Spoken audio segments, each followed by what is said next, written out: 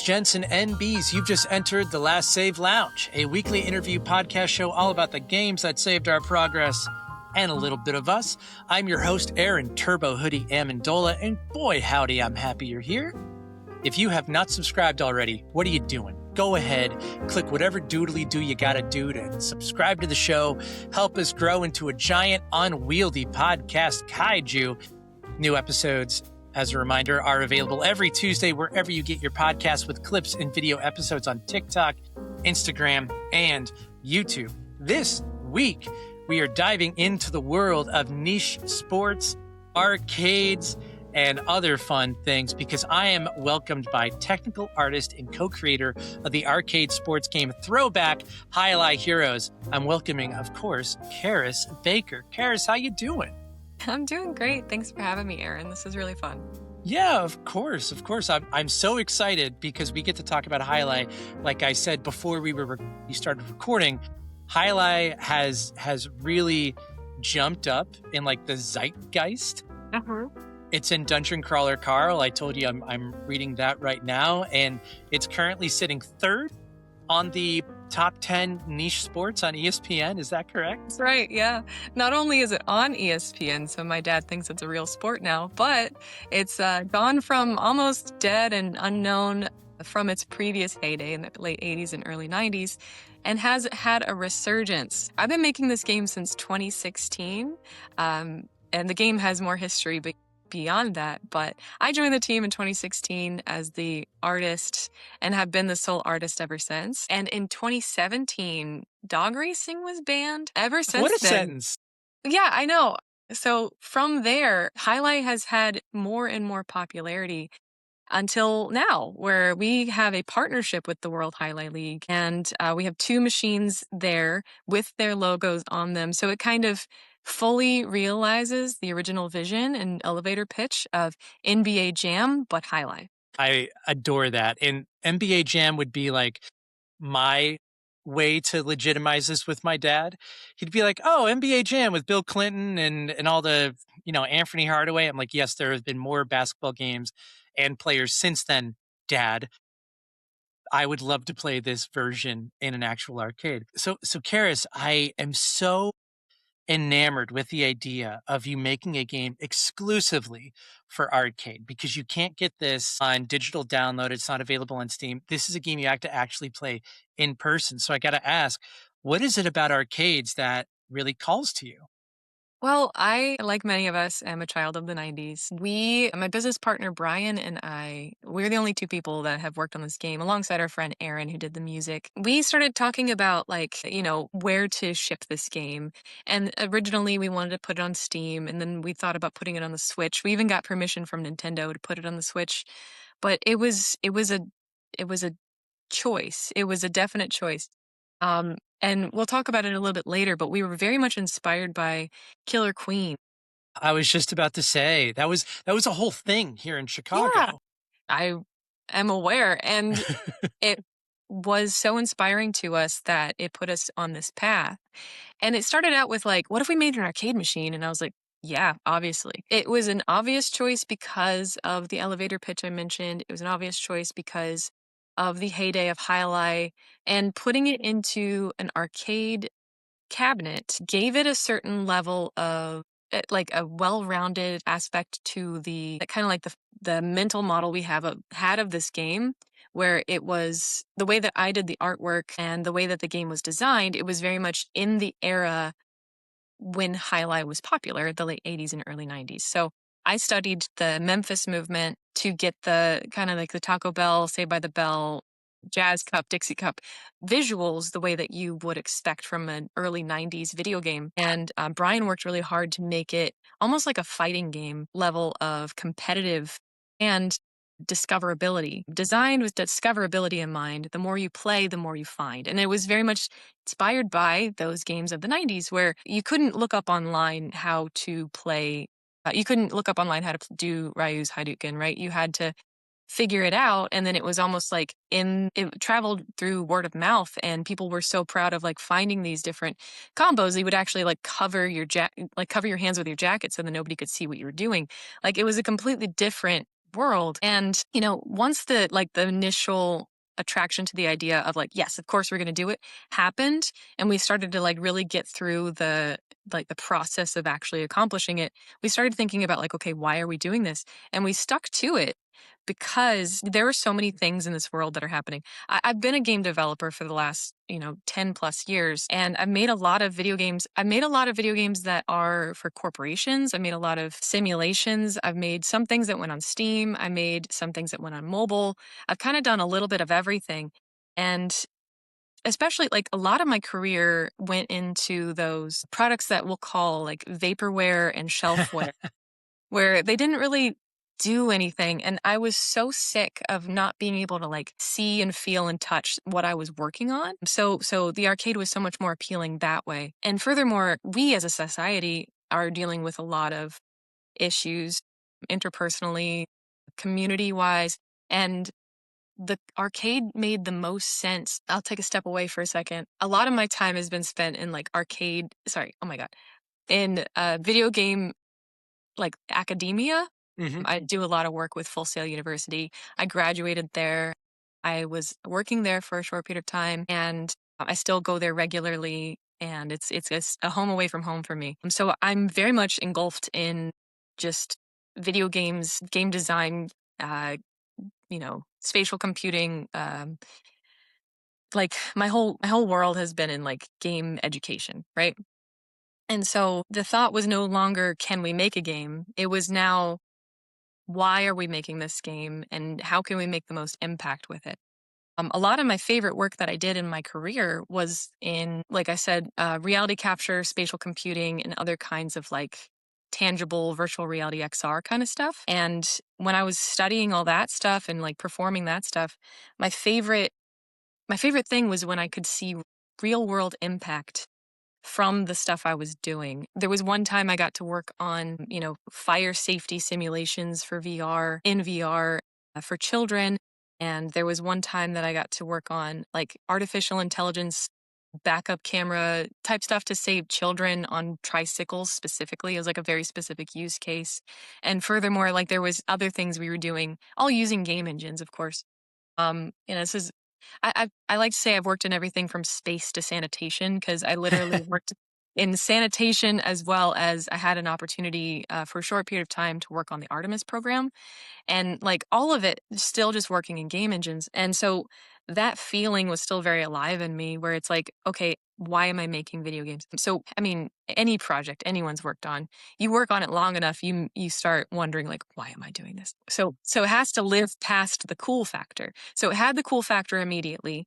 And then as we're continuing to trudge through this project, my why turned into recreating the third space, which is not the work, not the home, but the third space you go to, usually with no paywall to get into, where you can find friends, find family, new family, and develop relationships, exchange ideas, and have community, which we're sadly losing out on in today's day and age.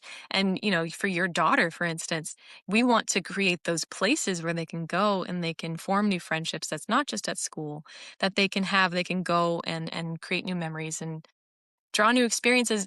Like, so there's that. And there's one more thing. There's one more thing. Why arcade? Um, you have a young daughter. Have you been to a family entertainment center lately? She's 2.5. But Okay, like, so no. so no, but I feel what you're saying about that third space. Because Yeah. growing up, I had a comic shop.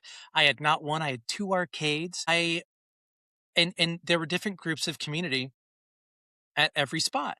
And I happened to be at a place in Chicago where my local comic shop is literally down the road. I try to get her out as much as possible, but I want to prepare her for not exclusively being an indoor kid. Like I'm her dad. Her mom is really big into video games and stuff too. So I know that she's going to get a lot of culture within these four walls, but I would really love to recreate that feeling of going somewhere with a specific intent, you know, Yeah. an arcade absolutely springs to mind. I want her to be able to look at an air hockey machine, know what that is, and get a sense of healthy competition and camaraderie. And it's just getting harder to do that as a parent these days. You understand. You're not the only parent that feels that way. And every single generation that I've spoken to, and I've spoken to thousands of people, we went on a whole tour for like 2 years where we went to a different convention every month.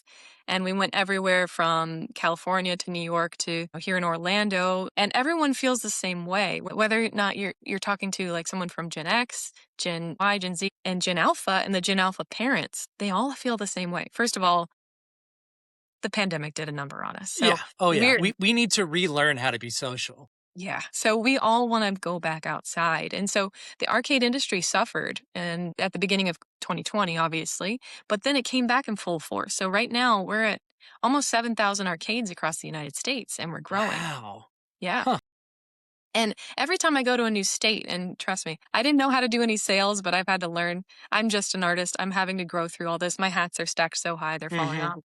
And it's still just the two of us and doing our best. But whenever we go to a new convention, we're contacting every arcade in the state and I'm building a spreadsheet. I'm a spreadsheet person and my spreadsheet is enormous, right? And because, I'm taking it one little bite at a time, each state, each region and contacting every single arcade in that state. But here's the thing is that there's a line of delineation between family entertainment center and arcade. So the arcade that we remember, that you and I remember, is going to be that arcade bar because it's leaning toward our generation where their revenue is mostly coming from the bar and food. And then there's the family The entertainment family center. entertainment center are the ones next to the AMC in town here, Yeah. where it's nothing but claw machines. Yeah. It's like coin pushers. It feels a lot more gotcha compared to the games that we experienced in the 90s. That's exactly right. So my friend calls them kiddie casinos. Yep. And they are gambling machines. And what's amazing is like I have a lot of friends in different industries that involve gaming. And one of my friends that had a lot of experience in slot machines, he told us that, yeah, of course, when we wanted to find new mechanics for our slot machines, we would go to the family entertainment centers and see what was being done there. And we would say, oh, yeah, that's great. We can't do that though. That would be illegal. So yeah, and so what's happening is it's like the time and attention that you spend at the arcade. So you have your attention economy and you have your actual like the tickets and the coins that are being turned into your coins get turned into credits and then those credits get turned into tickets and that makes it legal. Obviously, we know that. So what is happening is that the people who make those gotcha machines, the people who purchase them, they want to min-max the amount of time someone spends at a machine and how much money they get out of it. So they want to give them as little amount of tickets as possible and have them stay there the minimum amount of time so they can get more coin drops per minute. Mhm. So when we go to sell one of our machines to those places, they don't care what the gameplay is. They say, how long does your experience last? And it doesn't have ticket redemption. I don't want it. Mhm. It's like in the early 90s, they would love like quarter dropper games where, oh, you lost your life, another quarter. And you could Right. really cycle through those players' monies pretty Yeah. quickly. And that's not uncommon. Like what happened was in the 70s, 80s, when those games were starting to get figured out, what happened is people started figuring out like, oh, we make more money if they die more often. You have to drop more, quarter droppers. And so it, just over time that has turned into these large venues are children's casinos and we're training our children to be gamblers. Are you familiar with the Skinner box? Yep. Yeah, okay.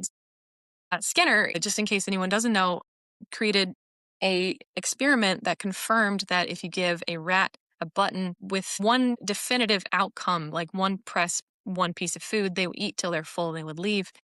If they randomized how many pellets the rat would get, they would sit there and press the button until they died. So when we talk about Skinner machines, randomization creates a level of addiction and insanity that that drives a lot of the games that we see today. So in my game, Throwback Alai Heroes, there is no randomization, like except for like in the little fun parts Like, Yeah, there's yeah. no major mechanics that involve RNG.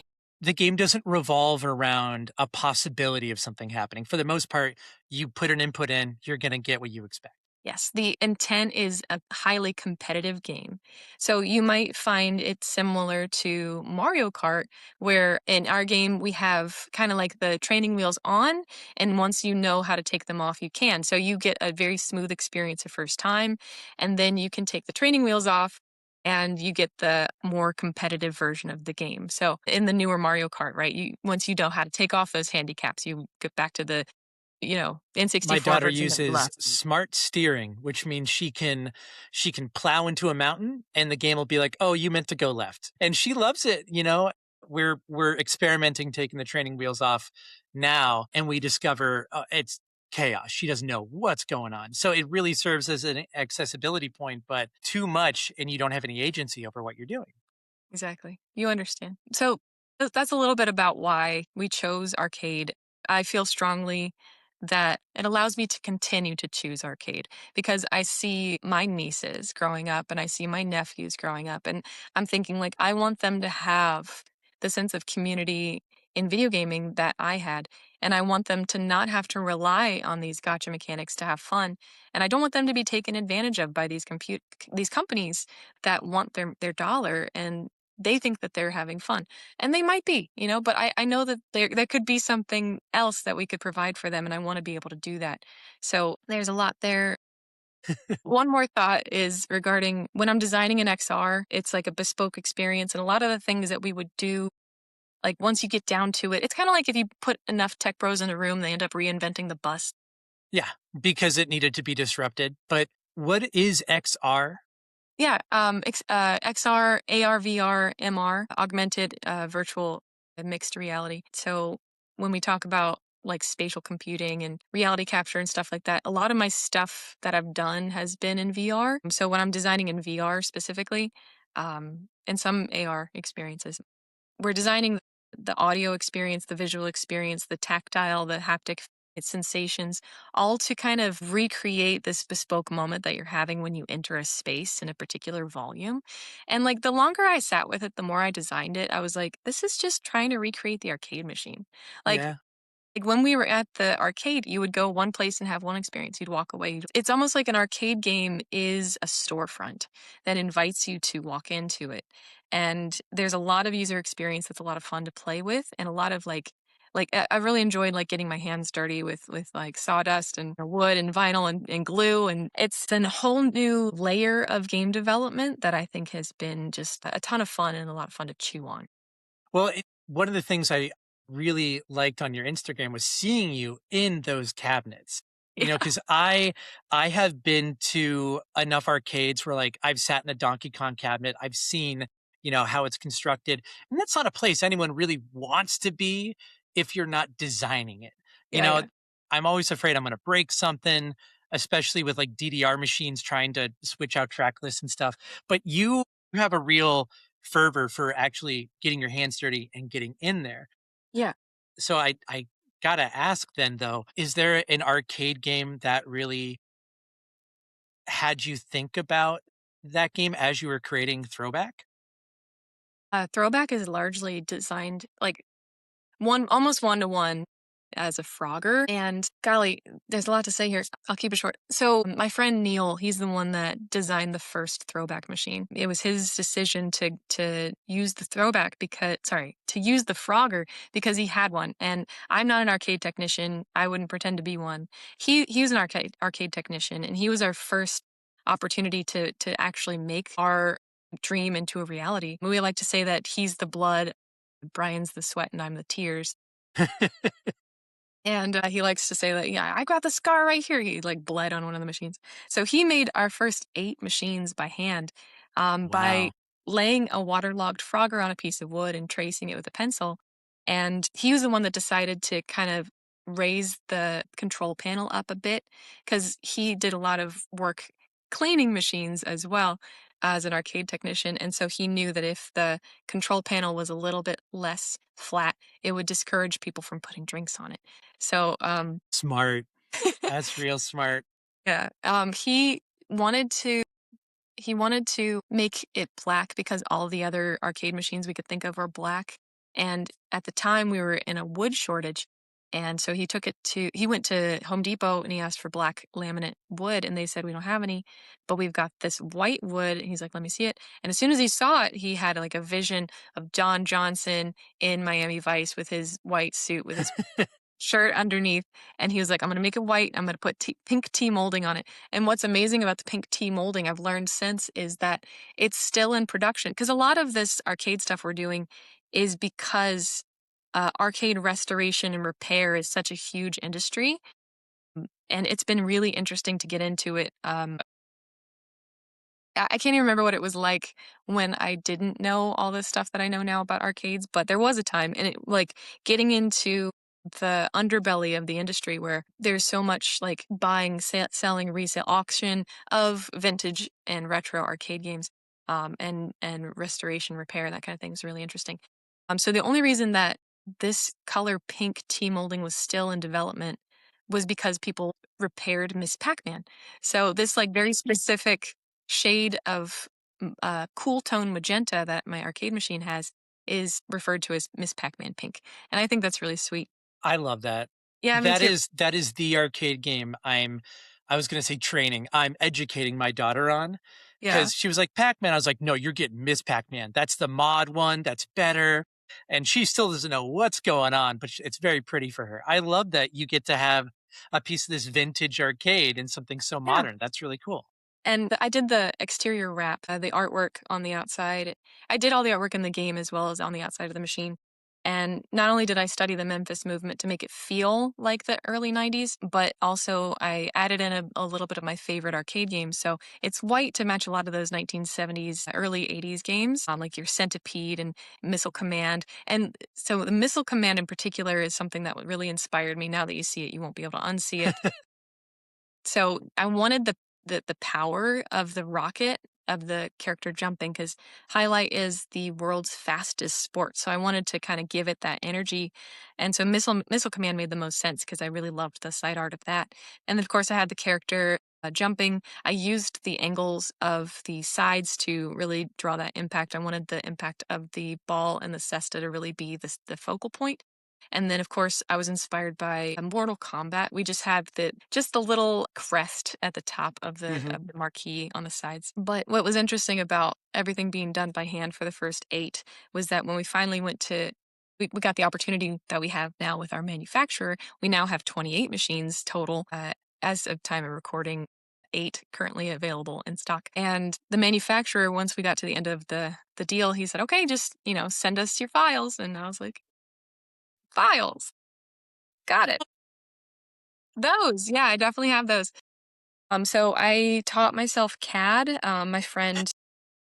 Jeez.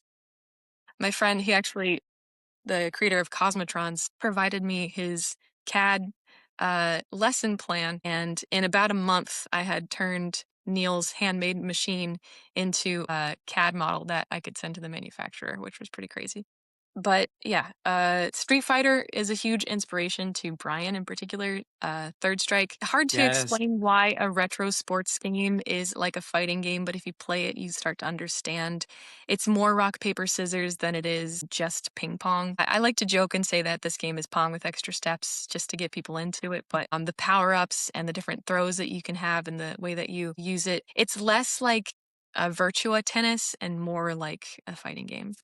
Yeah, that's a lot of the arcades that inspire me. I get a lot of notes of Windjammers when I look at it. Windjammers, as far as I'm concerned, is one of the most perfect head-to-head games ever. In Windjammers 2, Hmm.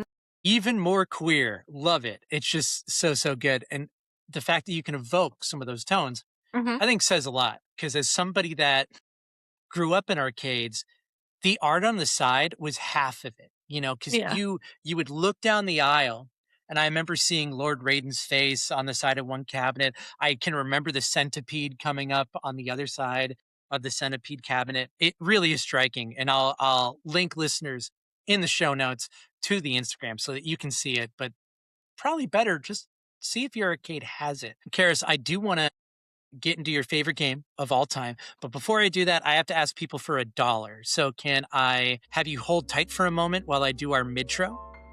You got it. All right. So the Last Save Lounge is supported by Patreon at patreon.com/hoodieweather. By supporting Hoodie Weather, patrons get a bonus segment each week, a bundle of Hoodie Weather games, and ad-free episodes in your feeds. If times are tough, I think you are too. You can still support the Last Save Lounge by subscribing to the show right now. By having more subscribers, we can attract more guests and listeners. Also, be sure to rate and review us on your podcast app of choice. I saw 2 new reviews on Pocket Cast. Super appreciate that. Anything that gets the word out is really helpful. So tell your friends, tell your rivals. I'm not picky. I will take your rival and I will turn them into your friend through the power of video games. Speaking of the power of video games, I am joined again this episode by technical artist and co-creator of Throwback. This is Caris Baker. And Caris, I gotta ask, it's the whole point of the show. What is your favorite game of all time? Thank you for asking, Aaron. I love this question. I have gone through a lot of favorite games in my life, but I always come back to StarCraft II. Okay. Let's do it. Yeah, I mean, I feel like this question begs like a lead up of like a little bit of history of where I came from in video games. Yeah, Um, let's do it.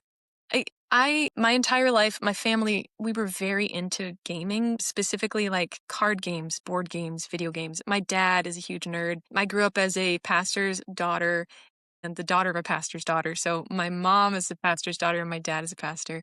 And so I, am a pastor's daughter and whatever, you get it. And so gambling was never a thing that we could do. Obviously, we weren't playing poker or anything, but anytime we would get together with either side of the family, we were playing cards. So that would be Rook and, Rummy, Gin Rummy, anything of the sort. We also played a lot of board games, and I'm talking like my Appalachian grandparents from Virginia in the rural South. I know I'm in Florida now, but I was in the South when I was up north. So it was backgammon and Chinese checkers, and A lot of those Rummy foundational Cube. games. Very, very foundational. So I want you to hear that, like, my dad grew up as a Trekkie, and my mom was just bursting with joy at all times, wanted to make games, create games. She was the one coming up with games at the wedding shower, the baby shower, whatever. She loved making little games. Like, she was the one that everyone would groan at because she had designed something really exciting that she wanted everybody else to play. So I very much grew up with a sense of play. And like my grandpa, my dad's dad, he was a toy collector. And so he's not only like he fought in the Battle of the Bulge at 18, but he also, like, when he got older, he started collecting toys. And I would love going over there and playing with his toys, but he always made sure he's like, those are mine, not yours. And, I feel like I, I'm going to be that person soon, and I'm trying to run away from it. Like, these toys are for everybody. yeah. So when I would go to his house, my grandma and grandpa's house, they had a Nintendo Entertainment System. They had an S, and I would play it all the time. And they were the type that they would be like, "Oh, Kimball's doing its own thing." Sorry, let me get this right. You're good. So they had a nest, and whenever I would go over there, I had to not only put it away every time I used it, but I also had to put it back into the box it came in every time. But they Whoa, only had okay. 3 cartridges, and it was, Mario Duck Hunt, it was Rampage, and it was the Prisoner of War, which was a beat 'em up, which up until recently I thought I had hallucinated, but it's real. I found it. It's like 2 classics and this really obscure Yeah. POW game. Exactly. And at home, I got all my brother's hand-me-downs because I think it's just a typical like first child, second child thing. Like my brother was always asking for the cool toy, and I was just receiving what he got, and I was thankful to have it. So I had like his Game Boy, and I had like Star Wars and Tetris and Mortal Kombat, and I had we had our N64. We had a Sega Genesis first. We had Mario and Sonic and Knuckles, and we had to like stack our VHS tapes on top of the controller nub in order to get it to work sometimes because it was like a little bit finicky and we didn't know how to fix it. So we thought that more VHS tapes would fix it. So Yeah, half it the time. totally works. Yeah, Yeah. every time we would play, we would just stack more and more VHS tapes up, and I remember, like, trying to play over the stack of VHS tapes. Kid logic is such a magical thing. Yeah, Yeah, exactly. if you were to Google that now, it'd be like, yeah, this works. Just get more VHS tapes from wherever. Yeah, we also tried blowing into it because that worked with the other stuff, right? Um, but then we got the N64, and we would always go to the video rental place to get a new game every weekend, and, then that turned into the PlayStation era, and my brother had a PlayStation 1, and then I got a PlayStation 2, and then, I was very much a PlayStation house, so I got into, like, Final Fantasy and stuff like that. The remakes, obviously, and I got at a DS. I asked for a DSi on my 18th birthday, That's great. so That sounds yeah. amazing. We didn't have a lot of money, so, like, a lot of the things that I would get would be, hand-me-downs, obviously, things that other people didn't want anymore. So I was kinda, like, behind a little bit. Like, when all my other friends may have had Nintendogs, I was still playing my Game Boy and Mortal Kombat, you know?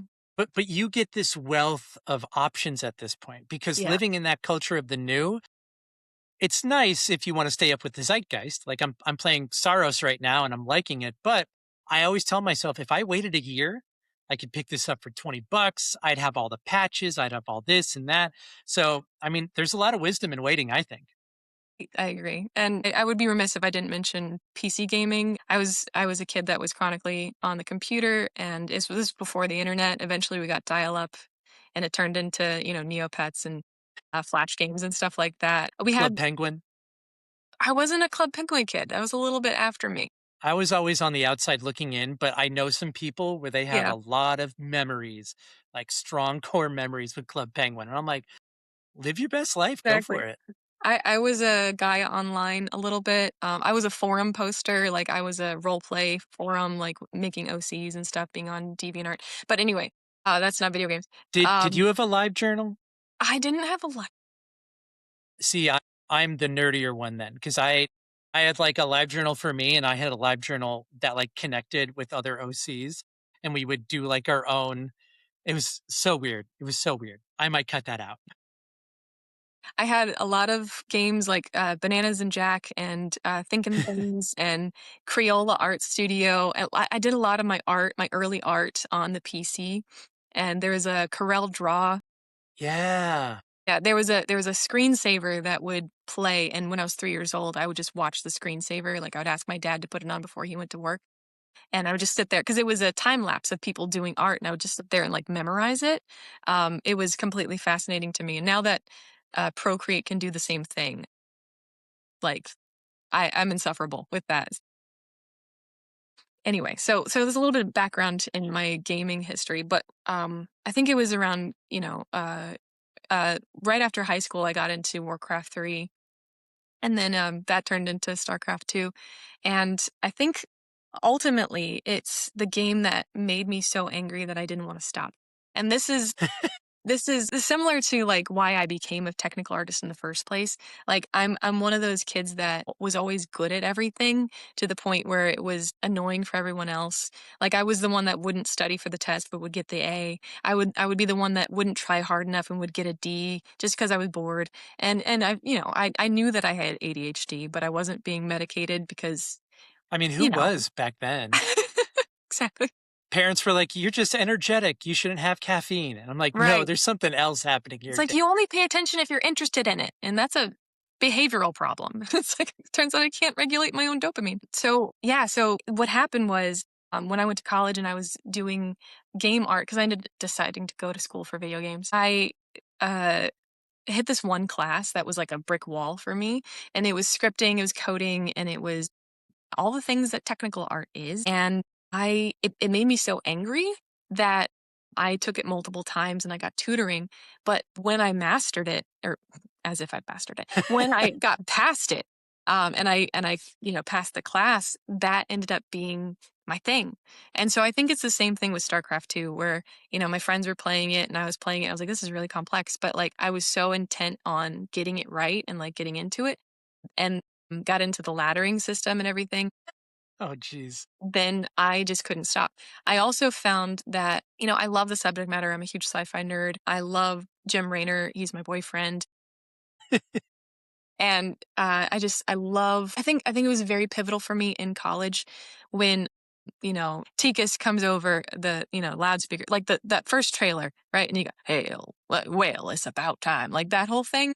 I was studying a lot of like graphics and cinematics and stuff like that at the time. So we were like breaking it down. So everyone was super excited about it. And so it was a very pivotal moment for me in my art journey as well as my like academic journey. And then, it just didn't stop. I have to stop myself from playing StarCraft 2 because if I don't, I'm going to be playing it all day. Right. But what's important here is that I feel like the more I play StarCraft, the better I get at other things. Almost like if my Interesting. APM is higher, I can like leave that game and go do my dishes. I don't know what kind of psychology that is, but I do feel like it's real. Like if I play a game of StarCraft and I like increase my RPMs mentally, I can like boom and like go do other stuff. Like I'm gonna go do well in my business. I'm gonna go clean my room. I'm gonna go do something else.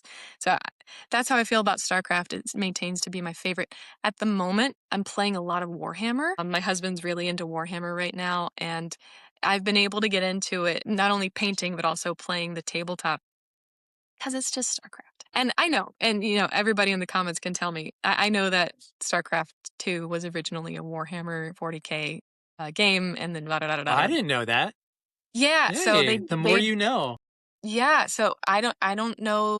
I'm not confident to say exactly if it was like they didn't get the rights or what, but that's what happened. That's why it's very similar. And I love space bugs. I love space marines, whether they are Terrans or 40K space marines. So I love this because it feels like the last few episodes, people have brought games that I felt like I was on the outside looking in. This week we had Tom Dyke who was talking about Binding of Isaac, a game that I've always wanted to play but haven't. In StarCraft, Warhammer, a lot of the games in that oeuvre, even going down to like Diablo, I didn't grow up with the PC. I didn't have mhm, access to a lot of those games, but I have known so many people where StarCraft, Warcraft, Warhammer have been such an integral part of their lives, whether it be gearing up to do raids or waiting for expansions to drop or painting minis and doing tabletop campaigns. What I've observed, I mean, you're obviously incredibly enthusiastic about this series and your work. I love that StarCraft and that trailer came around for you at a time where you were really knee deep in learning so much about this. So, of course, this means so much to you. It feels like it was with you for multiple stages of your life. yeah. As far as the gameplay goes, I'm like trying to remember StarCraft. Is there any one part of the game that like really scratches an itch for you gameplay wise? I just rinse and repeat my build order. Like and then like searching out, like figuring out what they're doing, making adjustments, me building up my army as fast as possible, and then sending them out.